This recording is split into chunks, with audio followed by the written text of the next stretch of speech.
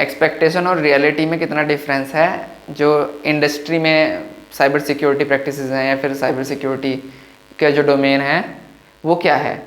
मैं आपको बता रहा हूँ, जब मैंने जब एंटर नहीं किया था, जब मैं स्टूडेंट था, तो मुझको भी यही लगता था कि हर कोई ब्लैक हुडी पहन के रहता होगा और एक अनोनिमस का मास्क लगा के रखता होगा और दिन भर सबके सब ब्रेक करने की कोशिश करते होंगे सर्वर्स में, हाईली सिक्योर्ड सर्वर्स में, और उनके बाद में चिल आउट करते होंगे शाम को, that's it. But it's not the thing that's actually happens.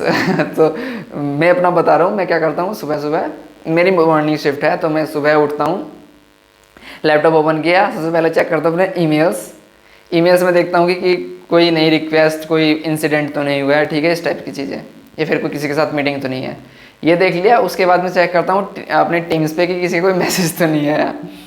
इतना हो गया, उसके बाद में क्या करता हूँ, उसके बाद में दोबारा पढ़ के लेट जाता हूँ थोड़ी देर के लिए। फिर उसके बाद में अपने जो पुराना वर्क है वो भी मोस्टली डॉक्यूमेंटेशन का वर्क ज़्यादा होता है, और कुछ टिकट्स वगैरह जो जीरा टिकट्स और इनसे इंसिडेंट से रिलेटेड।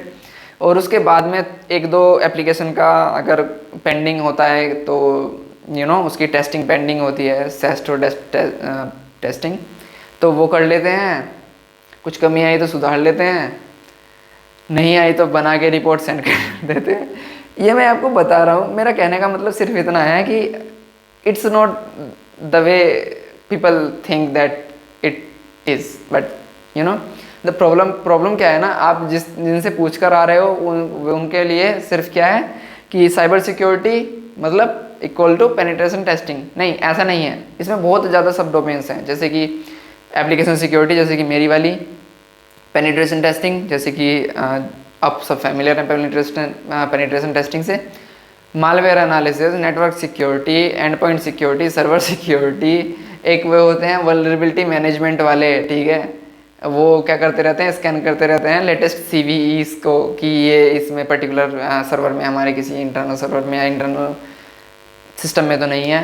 कुछ होते हैं, कुछ स्पेशलाइज्ड मालवेयर एनालिसिस की जॉब्स होती हैं, क्रिप्टोग्राफर्स की जॉब्स भी होती हैं, और बहुत सारी चीज़ें होती हैं, इवन जैसे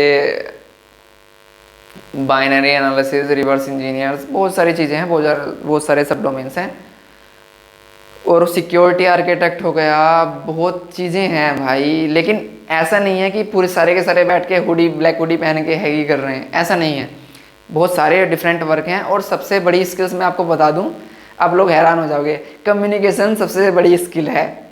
कम्युनिकेशन एंड कोलैबोरेशन सबसे बड़ी स्किल है, जो आप साइबर सिक्योरिटी में, आप साइबर सिक्योरिटी के प्रोफेशनल साइबर सिक्योरिटी फील्ड में आप यूज़ करोगे।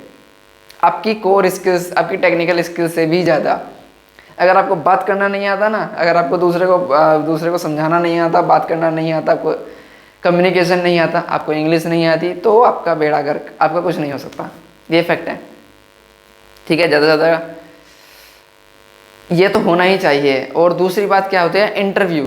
जो लोग सोचते हैं कि इंटरव्यू में आपको बिल्कुल पूरा हैक करवाया जाएगा, मैंने अपने इंटरव्यू के एक्सपीरियंस डाले हैं, टेक्निकल इंटरव्यू के, विप्रो के, आपको देखने हैं, जाके देख लेना।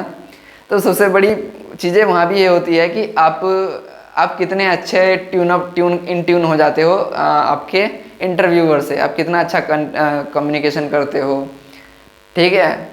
तो ये चीज़ें मैटर ज़्यादा करती हैं कि अगर इंटरव्यूअर शुरू की 1-1.5 मिनट में समझ जाता है कि आपको उसे रखना है या नहीं रखना, ठीक है। तो या तो इंटरव्यूअर आपके तरफ होता है या आपके खिलाफ होता है। अगर आपके तरफ होता है ना, तो आपको हिंट भी दे देगा, आपसे सिंपल क्वेश्चन पूछेगा, आपसे बहुत चीज़ें ऐसी हैं जो बहुत ज़्यादा हेल्प कर देगा, ठीक है। लेकिन अगर आपके खिलाफ है तो आप ये मत सोचे कि आप सिर्फ स्किल्स के थ्रू पर, सिर्फ स्किल के बलबूते पर चले जाओगे, क्योंकि तो आपके जैसे आपसे अच्छे स्किल वाले आते हैं इंटरव्यू देने, ठीक है। लेकिन उनमें से सिलेक्ट वही होता है जो ओवरऑल फुल पैकेज वाला होता है। Full package in the sense उसको कम्युनिकेशन आता है भाई। अगर आप ऐसे बंदे हैं जिसको फिलहाल कोई स्किल नहीं आती है, लेकिन आप ऐसे हैं जो सीख सकता है, ऑब्वियसली सारे सीख सकते हैं, लेकिन आप कम्युनिकेट अच्छा कर सकते हैं, आपकी कम्युनिकेशन स्किल अच्छा है, तो वो आपको प्रेफर करेंगे। क्योंकि आजकल ज़्यादातर टेस्टिंग के लिए टूल्स अवेलेबल हैं, तो उनको ऐसा नहीं है कि आप अपने आप से ही एक्सप्लॉइट बिल्ड करोगे। टूल्स अवेलेबल, मैं बता रहा हूँ, मैं एप्लीकेशन सिक्योरिटी में हूँ, तो हम स्कैनिंग के लिए टूल्स यूज़ करते हैं।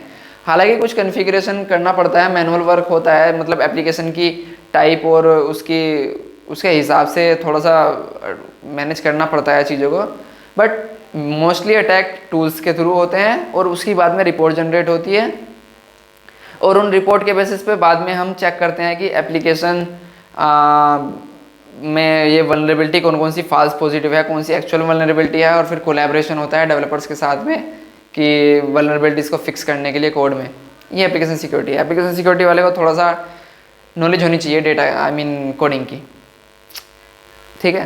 तो लेकिन लोग क्या सोचते हैं, लोग जाते हैं सिर्फ अगर कोई नेटवर्क सिक्योरिटी इंजीनियर की जॉब निकली हुई है तो लोग करके जा रहे हैं penetration testing. Application security engineer की जॉब निकली हुई है तो भी लोग पेनिट्रेशन टेस्टर, आई मीन वही काली लिनक्स और ये फालतू के मतलब Kali Linux, brute forcing Nmap, ये चीज़ें सीखकर एक शहर मतलब एक सी स्किल लेकर सब जगह चले जाते हैं। इवन मालवेयर एनालिसिस में भी लोग काली लिनक्स बोल के जा रहे हैं। अरे भाई स्पेशलाइजेशन देख तो लो पहले, वो जॉब में मांग क्या रहे हैं, ठीक है।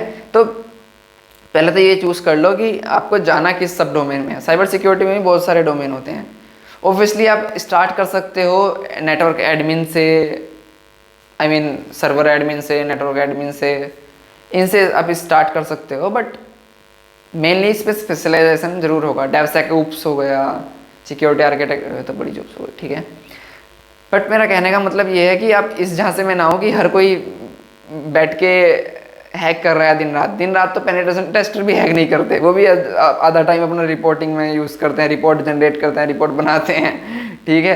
एप्लीकेशन सिक्योरिटी में भी ये मत जाओ कि हम हर टाइम पे उनकी कोड एडिट करवा रहे हैं। हम ओनली बाई चांस कभी को जब डेवलपर को समझ में नहीं आता या फिर एक चेक करना होता है कि फॉल्स पॉजिटिव, जैसे कि मैंने कुछ दिन पहले किया था एक एक्सेस वल्नरेबिलिटी को कि